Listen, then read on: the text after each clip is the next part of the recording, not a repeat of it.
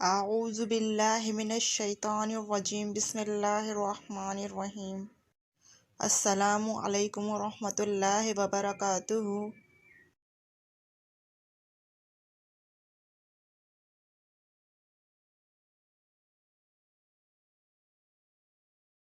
آج کا ہمارا عنوان ہے انشائیہ نگاری سے کیا مراد ہے یا انشائیہ نگاری کیا ہے۔ اس کو انگریزی میں ایسے کہتے ہیں۔ تو آئیے چلتے ہیں ویڈیو کی جانب۔ انشائیہ کے لغوی معنی عبارت کے ہیں۔ انشائیہ نثری ادب کی وہ صنف ہے جو مضمون کی مانند لگتی ہے مگر مضمون سے الگ انداز رکھتی ہے۔ انشائیہ میں انشائیہ نگار آزادانہ طور پر اپنی تحریر پیش کرتا ہے جس میں اس کی شخصیت کا پہلو نظر آتا ہے، کسی خاص نتیجہ کے بغیر بات کو ختم کرتا ہے، یعنی نتیجہ کو قاری پر چھوڑ دیتا ہے۔ مشہور انشا پردازوں میں محمد حسین آزاد، سر سید احمد خان، مولانا ابوالکلام آزاد، مرزا فرحت اللہ بیگ، پطرس بخاری، خواجہ حسن نظامی، رشید احمد صدیقی، ابن انشا وغیرہ شامل ہیں۔ انشائیہ کی تعریف۔ اردو ادب کے ان شاعروں، ادیبوں اور دانشوروں نے اپنی انتھک کوششوں سے اردو ادب میں بہت سی نئی اصناف متعارف کروائی ہیں جن میں انشائیہ بھی ایک اہم صنف ہے۔ انشائیہ اردو ادب میں ایک نئی اور غیر معمولی اہمیت کی حامل ہے، غیر افسانوی صنف ہے۔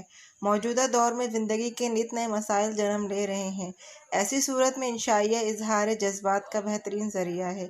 یہ ایک ایسی تحریر ہے جس میں مصنف بے تکلفی اور شگفتگی کے ساتھ اپنے خیالات کا اظہار کرتا ہے۔ بقول وحید قریشی، انشاء کا لفظ عربی زبان سے اپنی اصطلاحی حیثیت کے ساتھ نازل ہوا ہے۔ انشاء کا لفظ ابتدا میں ایک دفتری اصطلاح تھا۔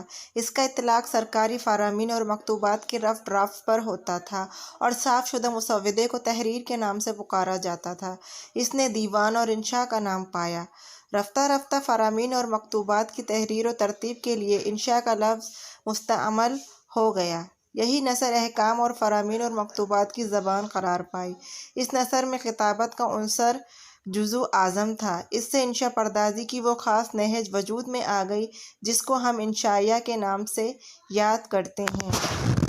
انشائیہ ایک اصطلاح کی حیثیت سے ایسے کا ترجمہ ہے۔ پہل اسے بھی مضمون ہی کہا جاتا تھا، لیکن مضمون ایک ایسی عام اصطلاح ہے جس کی حدود میں سوانح، مضمون، تخلیقی مقالہ، حتیٰ کہ اخبار کا مقالہ افتتاحیہ بھی شامل ہو جاتا ہے۔ مضمون کی اس قسم کے لیے کسی نئے لفظ کی ضرورت تھی، چنانچہ وزیر آغا نے انشائیہ کا لفظ تجویز کیا جو اب اصطلاح کا درجہ اختیار کر چکا ہے۔ داستان، افسانہ اور ناول کو ایک دوسرے میں گڈ نہیں ہونے دیتے۔ اسی طرح انشائیہ کو بھی اس سے ملتی جلتی تحریروں یعنی مضمون، فقایہ اور طنز و مزاح تحریروں سے الگ کر سکتے ہیں۔ انشائیہ کی جامع و مانع تعریف کی ضرورت ہمیشہ محسوس کی جاتی رہی ہے۔ اس سعی و جستجو کے نتیجے میں کئی تعریفیں ادیبوں اور نقادوں نے پیش کی ہیں۔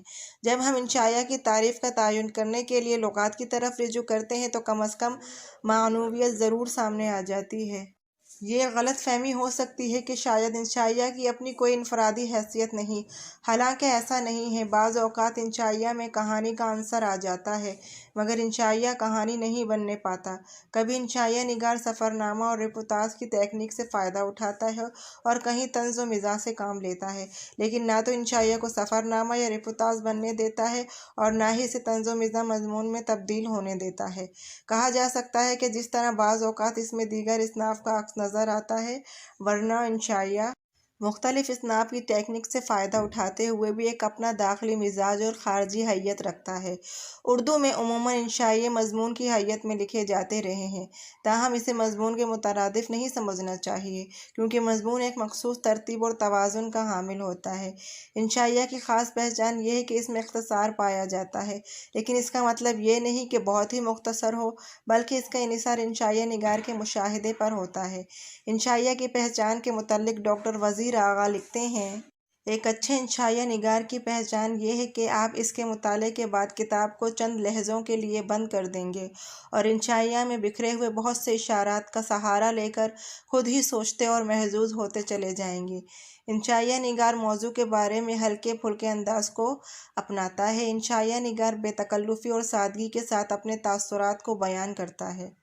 انشائیہ ایک ایسی نثری تحریر ہے جس میں انشائیہ نگار شگفتہ انداز میں اپنا مافی الضمیر قاری تک پہنچاتا ہے۔ وہ بعض اوقات طنز و مزاح سے بھی کام لیتا ہے۔ انشائیہ نگار کا مبصر ہوتا ہے اور نقاد بھی۔ وہ اپنے انشائیہ کے ذریعے سے اپنے تجربات کا نچوڑ پیش کرتا ہے۔ زندگی اس کے مسائل سے پردہ اٹھانا کوئی معمولی بات نہیں ہوتی۔ انشائیہ نگار زندگی کو جس طرح سے برتتا ہے اور جس رنگ میں دیکھتا ہے اسے وہ اپنی تمام تر داخلی کیفیات کے ساتھ پیش کر دیتا ہے۔ وہ اختصار سے کام لے کر جامعیت کے ساتھ اپنا مدعا بیان کرتا ہے۔ انشائیہ میں کوئی پلاٹ نہیں ہوتا اور نہ ہی یہ مزاحیہ مضمون ہوتا ہے اور نہ افسانہ اور مقالہ۔ انشائیہ میں انشائیہ نگار شروع سے اختتام تک خود بھی بے خبر ہوتا ہے۔ انشائیہ نگار کا قوت مشاہدہ وسیع اور تیز ہونا ضروری ہے، تب بھی وہ انشائیہ کے فن سے انصاف کر سکتا ہے۔ وہ الفاظ کو نئے معنی اور نئے تناظر میں پرونے کے فن سے واقف کار ہوتا ہے۔ انشائیہ اپنے دور کا اور اپنے عہد کا ترجمان و رقاص ہوتا ہے۔ انشائیہ کے لیے بندھے ٹکے اصول نہیں ہیں۔ انشائیہ کے لیے اختصار، غیر رسمی انداز، اسلوب کی شگفتگی، عدم تکمیل کا احساس، شخصی نقطہ نظر وغیرہ جیسی خصوصیات کا ہونا ضروری ہے، اور انہی اجزاء سے جو فن پارہ تکمیل پائے گا وہ انشائیہ کہلائے گا۔ اردو ادب میں انشائیہ کی صنف کا آغاز کب ہوا اور پہلا انشائیہ نگار کون ہے، اس بارے میں اختلاف رائے پایا جاتا ہے۔ اس بات میں بھی اختلاف پایا جاتا ہے کہ اس صنف نے یہاں آنکھ کھولی یا اسے مغربی ادب سے مستعار لیا گیا۔ اصلیت یہ ہے کہ انشائیہ عالمی ادب میں بھی ایک نو آموز صنف ہے اور ابھی تک اس کی خصوصیات قطعیت کے ساتھ متعین نہیں ہو سکی ہیں۔ مولانا محمد حسین آزاد کے دور کو اردو ادب میں انشائیہ کی صبح کاذب اور رشید احمد صدیقی کے دور کو صبح صادق کہا گیا ہے، اور یہ خیال درست ہے۔ اس کے علاوہ عبدالحلیم، خواجہ حسن نظامی، مرزا فرحت اللہ بیگ، ملا رمزی، پطرس بخاری اور کنہیا لال کپور نے بھی انشائیے لکھے ہیں۔ ان لوگوں نے اردو کی اس نثر نازک صنف کی آبیاری کر کے اسے فروغ دیا۔ آزاد کے قلم میں عجیب طرح کا جادو ہے۔ علامہ شبلی نے یہ وجوہات کہی ہیں کہ وہ آزاد گپ شپ بھی ہانک دے تو وہی معلوم ہوتی ہے، بالکل حرف بحرف درست ہے۔ ان کی کتاب نیرنگ خیال کے شہپاروں کو بھلا انشائیہ کے سوا اور کیا نام دیا جا سکتا ہے؟ اس کے علاوہ آب حیات اور دربار اکبری کے مضامین پر بھی کبھی افسانے، کبھی خاکے اور کبھی انشائیے کا گمان ہوتا ہے۔ لکھنوی زبان پر انہیں دسترس حاصل تھی۔ ان کی بیشتر تصانیف فنکشن کے ذیل میں اور چند ایک انشائیہ نگاری کے ذیل میں آتی ہیں، لیکن ان کی تصانیف میں جو انداز بیاں ہے اس کی وجہ سے جگہ جگہ انشائیے کا گمان ہوتا ہے۔ ان کے خاص ہلکے پھلکے کچھ ایسے مضامین ہیں جنہیں مکمل طور پر انشائیہ کہا جا سکتا ہے۔ خواجہ حسن نظامی کا شمار اردو کے صاحب طرز انشائیہ نگاروں میں ہوتا ہے۔ بیگمات کی زبان پر جیسی قدرت ان کو حاصل ہے ایسی کسی اور کو کہاں۔ 1857 کے بعد بیگمات کیلا کو جن مصائب کا سامنا کرنا پڑا، حسن نظامی نے ان دکھوں کو بیگمات کے آنسو کے عنوان کے تحت لکھا ہے۔ اس میں زیادہ تر حقیقت ہے اور کچھ افسانہ بھی۔ انداز بیاں دلکش اور پرتاثیر ہے۔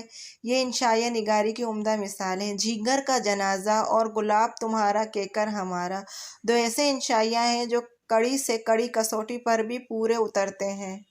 ان کے ہاں بھی انشائیہ نگاری عروج پر نظر آتی ہے۔ ان کی تحریروں میں ظرافت، انشاء نگاری اور لطف بیاں سب گھل مل گئے ہیں، اور انشائیہ میں ان سب کا گھل مل جانا ضروری بھی ہے۔